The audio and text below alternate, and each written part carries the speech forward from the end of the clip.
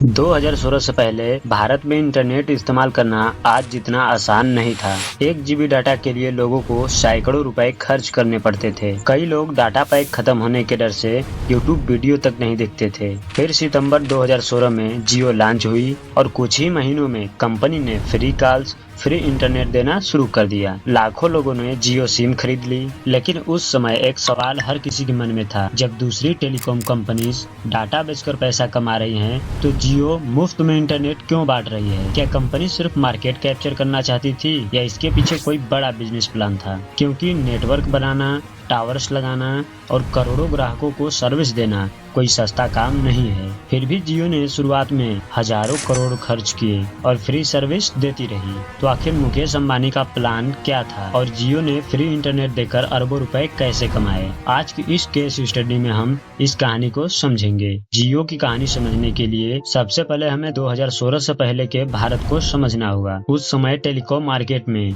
Airtel, Vodafone और idea जैसी कंपनियों का दबदबा था। लाखों लोग इंटरनेट इस्तेमाल तो करते थे, लेकिन डाटा काफी महंगा था। कई लोग व्हाट्सएप और फेसबुक तक सीमित रहते थे, क्योंकि वीडियो देखना या बड़ी फाइल डाउनलोड करना जेब पर भारी पड़ता था। टेलीकॉम कंपनियां वॉइस कॉल और डाटा पैक दोनों से अच्छी कमाई कर रही थी, यानी मार्केट पूरी तरह से स्थापित था और नए खिलाड़ी के लिए जगह बनाना आसान नहीं था। इसी दौरान मुकेश अंबानी एक अलग ही प्लान पर काम कर रहे थे।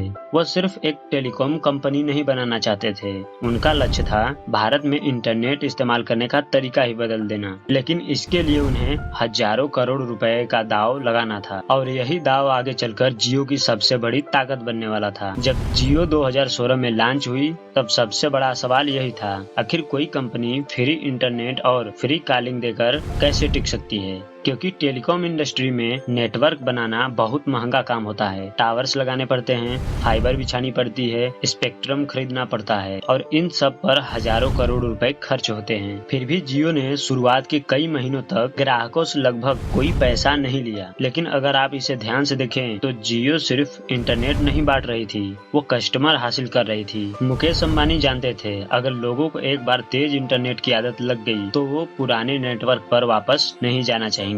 यही कारण था कि जियो ने पहले यूजर्स को अपने इकोसिस्टम में लाने पर फोकस किया। लोगों ने फ्री सिम ली, फ्री डाटा इस्तेमाल किया और धीरे धीरे जियो उनकी रोजमर्रा की जिंदगी का हिस्सा बन गई। कुछ ही महीनों में करोड़ों लोग जियो से जुड़ चुके थे और यही से जियो का असली खेल शुरू होता है, क्योंकि अब अंबानी के पास वो चीज थी जिसे हर बिजनेस सबसे ज्यादा चाहता है, और वो था करोड़ों एक्टिव कस्टमर्स। ज्यादातर लोग सोचते हैं कि जियो की सफलता का कारण सिर्फ फ्री इंटरनेट था, लेकिन सच में कहें तो फ्री इंटरनेट सिर्फ एक शुरुआत थी। जियो का असली मास्टर स्ट्रोक था पूरे नेटवर्क को शुरू से 4G के लिए बनाना। उस समय एयरटेल, वोडाफोन और आइडिया के पास पहले से बड़े नेटवर्क थे, लेकिन उनके नेटवर्क 2G, 3G और 4G का मिश्रण थे।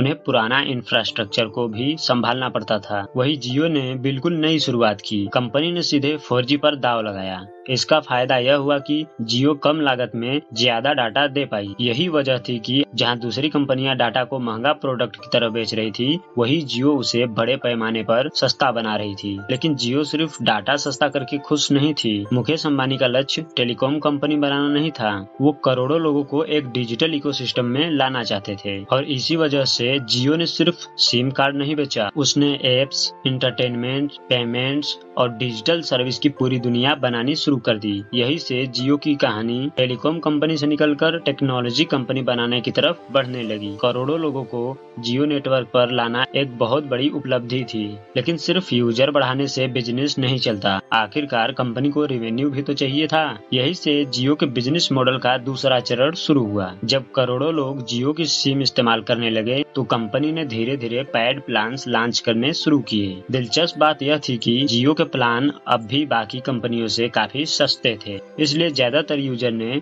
जियो छोड़ने के बजाय रिचार्ज करवाना जारी रखा। यानी फ्री इंटरनेट एक तरह से कस्टमर एक्विजिशन स्ट्रेटजी थी। पहले यूजर को जोड़ो, फिर उसे लॉन्ग टर्म कस्टमर में बदलो। लेकिन जियो की कमाई सिर्फ रिचार्ज से नहीं आने वाली थी। कंपनी समझ चुकी थी कि अगर करोड़ों लोग रोज उसके नेटवर्क का इस्तेमाल कर रहे हैं, तो उन्हें दूसरी डिजिटल सर्विस भी बेची जा सकती है। यही से जियो टीवी, जियो सिनेमा, जियो क्लाउड जियो सावन और कई दूसरी सर्विस का विस्तार शुरू हुआ। अब जियो सिर्फ डाटा बेचने वाली कंपनी नहीं रही, वो धीरे धीरे एक डिजिटल इकोसिस्टम बन रही थी, जहां एक कस्टमर कई अलग अलग सर्विस इस्तेमाल कर सकता था। और जितना ज्यादा समय ग्राहक जियो के इकोसिस्टम में बिताता, उतनी ही ज्यादा कमाई की संभावनाएं बढ़ जाती थी। जियो के आने से पहले टेलीकॉम इंडस्ट्री का पूरा बिजनेस मॉडल अलग था। कंपनियां वॉइस कॉल और डाटा पैक दोनों से अच्छी कमाई कर रही थी, लेकिन जियो ने आते ही फ्री कॉलिंग को नया नॉर्मल बना दिया। अब ग्राहक कॉल के लिए पैसे देना नहीं चाहता था। इसके साथ ही डाटा की कीमतों में भी भारी गिरावट आने लगी। एयरटेल, वोडा और आइडिया को भी अपने प्लान सस्ते करने पड़े। यानी जियो सिर्फ मार्केट में एंट्री नहीं कर रही थी, वह पूरे इंडस्ट्री स्ट्रक्चर को बदल रही थी। इसका असर इतना पड़ा था कि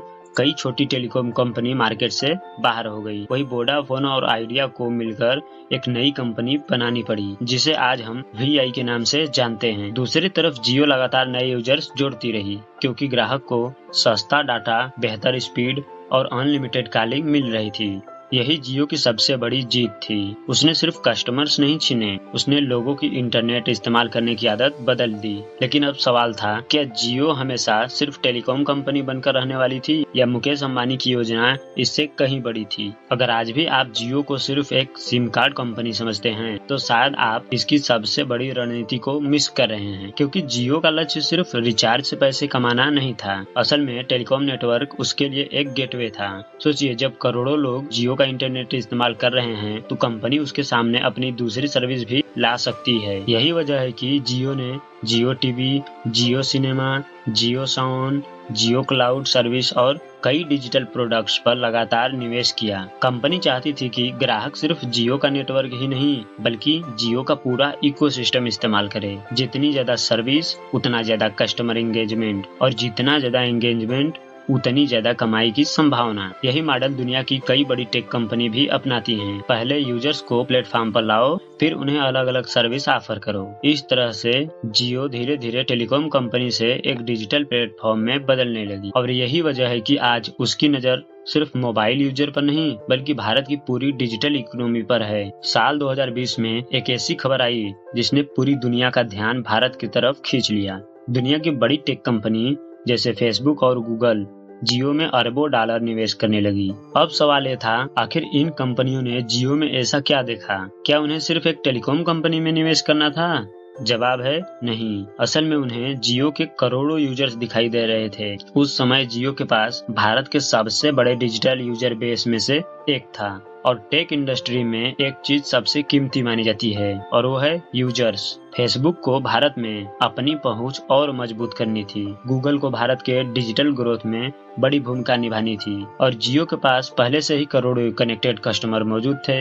यानी जियो सिर्फ टावर और सिम कार्ड का बिजनेस नहीं कर रही थी, वह एक ऐसा डिजिटल प्लेटफॉर्म बन चुकी थी जिसके ऊपर भविष्य की कई सर्विस बनाई जा सकती थी। यही वजह है कि दुनिया की सबसे बड़ी टेक कंपनी ने जियो पर इतना बड़ा दांव लगाया। और इससे एक बात साफ हो गई, मुकेश अंबानी का लक्ष्य सिर्फ टेलीकॉम मार्केट जितना नहीं था, वो भारत के डिजिटल फ्यूचर का एक बड़ा हिस्सा बनना चाहते थे। जब जियो ने 2016 में अपनी शुरुआत की थी, तो बहुत से लोगों को लगा कि यह सिर्फ एक और टेलीकॉम कंपनी है, लेकिन आज पीछे मुड़कर देखें तो साफ दिखाई देता है, जियो का प्लान शुरुआत से कहीं बड़ा था। कंपनी ने पहले सस्ता और तेज इंटरनेट दिया, फिर करोड़ों यूजर्स को अपने प्लेटफॉर्म से जोड़ा, उसके बाद recharge, entertainment, fibre, broadband, digital app और दूसरी सर्विस के जरिए अपना इकोसिस्टम तैयार किया। आज जियो सिर्फ सिम कार्ड बेचने वाली कंपनी नहीं है, यह भारत के सबसे बड़े डिजिटल प्लेटफॉर्म में से एक बन चुकी है। और अब कंपनी की नजर AI, cloud service, connected device और एयर फाइबर जैसे नए क्षेत्रों पर है। लेकिन जियो की कहानी से सबसे बड़ा बिजनेस लेसन क्या मिलता है? कई बार सबसे बड़ी कमाई प्रोडक्ट बेचकर नहीं होती, बल्कि पहले कस्टमर का भरोसा और उनका ध्यान जीतकर होती है। जियो ने शुरुआत में इंटरनेट को सस्ता बनाया, लोगों की आदत बदली, एक विशाल यूजर बेस बनाया, और फिर उसी यूजर बेस को अपने बिजनेस की सबसे बड़ी ताकत में बदल दी। शायद यही वजह है कि जियो को सिर्फ एक टेलीकॉम रेवोल्यूशन नहीं, बल्कि भारत के सबसे बड़े बिजनेस ट्रांसफॉर्मेशन में से एक माना जाता है। और यही है कहानी कि जियो ने फ्री इंटरनेट देकर अरबों रुपए कैसे कमाए। आपके हिसाब से जियो का सबसे बड़ा मास्टर स्ट्रोक क्या था? फ्री डाटा, 4G नेटवर्क या पूरा डिजिटल इकोसिस्टम? कमेंट करके जरूर बताइएगा।